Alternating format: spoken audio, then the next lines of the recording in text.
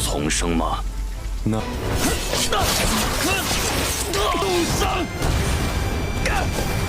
Di awal film di Istana Naga Sejati terlihat seorang menusuk orang yang bernama Lina Jun. Orang yang menusuk mau merebut kekuasaan kerajaan Lina Jun dan terlihat anak dari Lina Jun bernama Lihan dan Liao. Mereka bersembunyi dan ayah mereka menyuruh mereka pergi.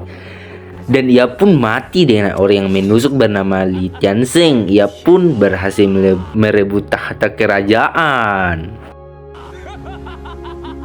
Namun seketika ia kedatangan sekelompok immortal dan berkata bahwa anak Lina Jun berhasil lolos. Para immortal pun menghempaskan si bajingan Li Tianxing ini dan ia bermohon-mohon agar diampuni. Dan scene pun berganti di mana Lihan dan Liao terus berlari, namun mereka dihadang oleh para immortal. Mereka menyerang dan sampai-sampian tangan Liao terpotong. Dan tiba-tiba waktu seperti berhenti dan muncul sesosok perempuan dan menghampiri Lihan. Ia terlihat tertarik dan menusuk dada Lihan.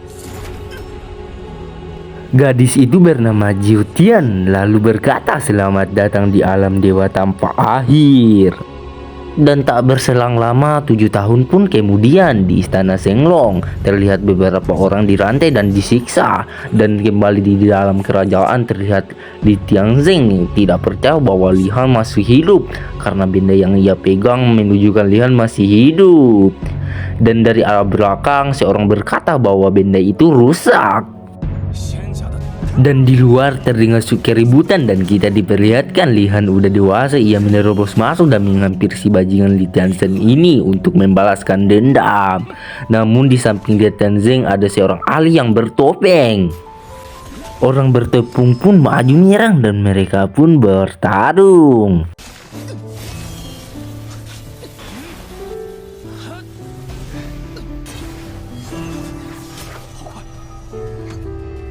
Lihan terlihat dipojokan oleh si orang bertopeng, namun seketika Lihan maju untuk membunuh Li Tianxing dan Lihan pun modar dengan pedang orang bertopeng dengan menusuk dadanya.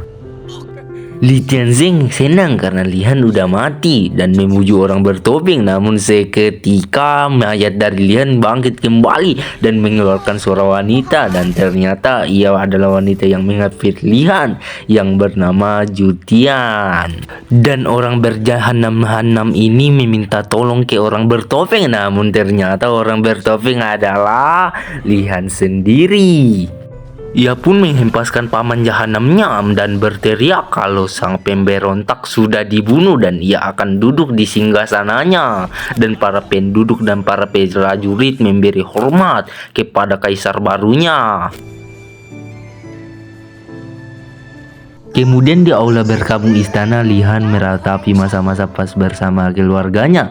Kemudian Jutian datang dan menyuruhnya bangun bahwa balas dendamnya sudah selesai dan kapan kalau ia menyelesaikan misi alam dewa. Dan Lihan pun berkata bahwa ia akan menghabisi dulu 7 orang immortal yang ada di sini awal, guys. Dan Jutian menyelah bahwa adiknya Liao sedang setengah mati di alam dewa dan ia gampang saja membunuh Lihan karena ia adalah utusan dewa. Ia pun pergi dengan membuka gerbang. Ia berkata bahwa ia akan memancing dan mengumpan musuh. Dan para penasihat istana meminta rencana. Lihan pun berteriak bahwa ia akan turun tahta dan menjadi immortal. Dan keesokan harinya di bar anggur kota Naga Sejati, Lihan mengadakan kompetisi sekte yang Lihan berbohong memasukinya untuk memancing 7 immortal itu. Satu persatu pun ahli sekte diperkenalkan dengan keahliannya. Kembali lagi ke Lihan di mana Jutian berkata memancing ular ya, dan menjelaskan tingkat kultivasi yang ada 8, yaitu penyerapan ki, kekacauan utama, inti ki, integrasi hukum, konduksi petir, transformasi pisau, penyatuan, dan konsentrasi.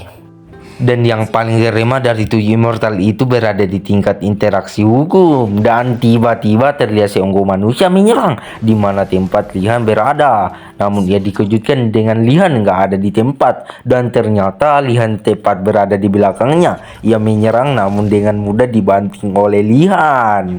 Dan Lihan bertanya bahwa siapa yang menyuruhmu datang. Namun pria itu berhasil meloloskan diri dan mereka pun bertubruk-tubrukan. Namun Lihan unggul. Lihan mengiskill orang itu dan orang itu terkejut bahwa Lihan berada di ranah kekacauan utama. Orang itu pun berhasil dikalahkan. Namun seketika orang itu meledakkan diri dan Lihan pun tumbang. Jutian panik dan menghampiri bahwa ia tidak percaya bahwa Lihan mati begitu saja. Di aula berkabung atau ruangan pemakaman terlihat seorang datang menghampiri mayat si Lihan yang bernama Zhang Shenquan. Aku berpendapat sih guys bahwa orang ini adalah 7 dari immortal yang ada di scene awal. Ia mencoba merasakan energinya dan membuka penutup, namun kita di prank lagi bahwa Lihan masih hidup, bahwa ini jebakan yang dibuat untuk orang ini. Dan pun muncul di belakang orang itu dan mereka pun bertarung. Zhang Shenquan terpojokan dan terhempas. Ia berkata dan tidak percaya bahwa pangeran kecil dulu tidak mungkin memiliki kekuatan macam ini. Dan pangeran dulunya sudah mereka bunuh. Ia bertanya siapa Lihan sebenarnya. Dan lagi asik-asiknya mereka bertarung dan mengobrol, Jutian malah muncul dan menyuruh Lihan mengurusnya dengan cepat. Mereka pun bertengkar dengan masalah urus dengan cepat. Dan Liu Zhenquan terlihat tidak dipedulikan. Singkat cerita, Jutian pun pergi dan Lihan mau menggali informasi 6 immortal lainnya. Namun Zhenquan nggak mau mengatakannya. Dan Lihan maju menyerang dengan berbabi buta dengan dari Zhenquan yang bercucuran dan terpojokan. Zhenquan pun mengeluarkan tenaga dalamnya dan memanggil pedang terbangnya dan menusuk jantung Lihan. Ia mengira ia sudah menang. Tapi Lihan berterima kasih atas pedangnya. Lihan mengeluarkan energinya lalu pedang itu keluar dan menyerang Zhenquan. Namun sejangkal lagi mengenai Zhenquan, Lihan menahannya dan menakut-nakuti Zhenquan dengan menghancurkan pedangnya. Zhenquan takut karena kekuatan Lihan dan bercerita bahwa ia hanya pemandu jalan dari 6 immortal itu. Dan ia menyarankan agar Lihan tidak membalas dendam karena immortal itu sangat kuat. Jutian pun datang dengan berkata bahwa Zhenquan tidak berbohong dan Lihan mengajaknya pergi. Dan di dunia kultivasi immortal, Jutian berkata ke Lihan bahwa ia harus menemukan pilih spiritual untuk melanjutkan hidupnya. Dan Jutian pun pergi. Dan tak berselang lama ada wanita cantik misterius lewat. Lihan memandangnya sekejap. Dan di perjalanan Jutian berjalan terbalik dan mengajak Lihan untuk pergi ke suatu tempat seru. Namun semua perkataan Jutian ditolak semua. Jutian pun merasa marah dan Lihan menghilang. Dan diperlihatkan wanita misterius tadi yang berdiri di depan sebuah makam dan Lihan pun datang di makam itu dengan si Jutian yang menyusul. Jutian mengambil anggur yang berada di depan makam dan perempuan misterius tadi mau menyerang mereka. Dan Lihan pun berkata dan menyiram makam itu dengan anggur dan memuji orang yang dimakamkan. Dan dari perkataan Lihan, si perempuan misterius menghentikan penyerangannya dan ia pun pergi.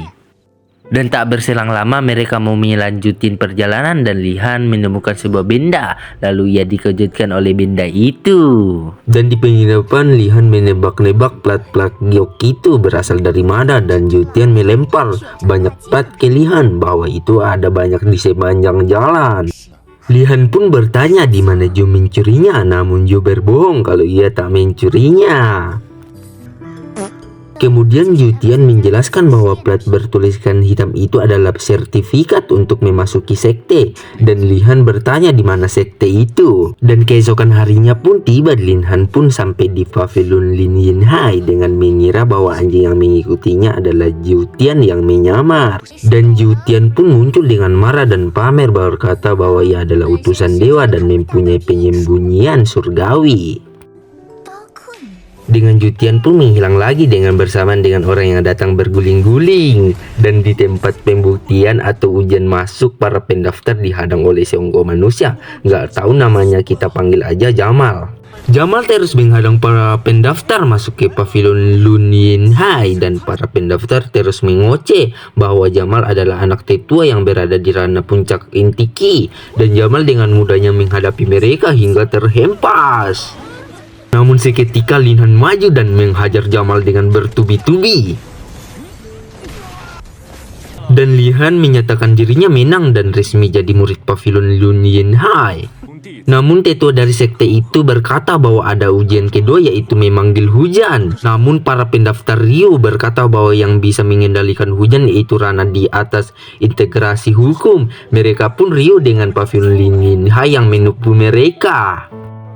Dan Lin Hai berkata bahwa ia akan melakukan keduanya lagi. Pertama-tama ia menghajar Jamal terlebih dahulu dengan bertubi-tubi lagi.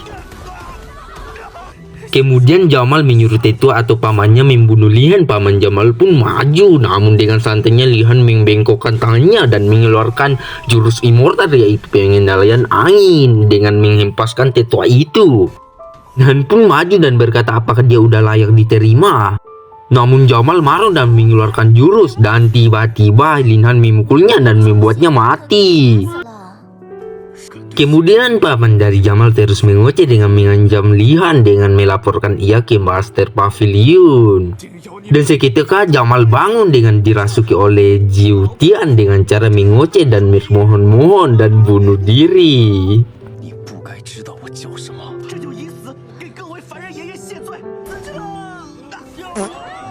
Lin Han berpura-pura prihatin dengan kematian Jamal yang rela mati karenanya. Dan film pun bersambung, dimana aku dibingungkan oleh Rana tingkat berapa Lin Han ini, karena ia bisa memanggil jurus yang hanya bisa dipanggil oleh Rana di atas interaksi hukum. Ada yang tahu? Ya entah.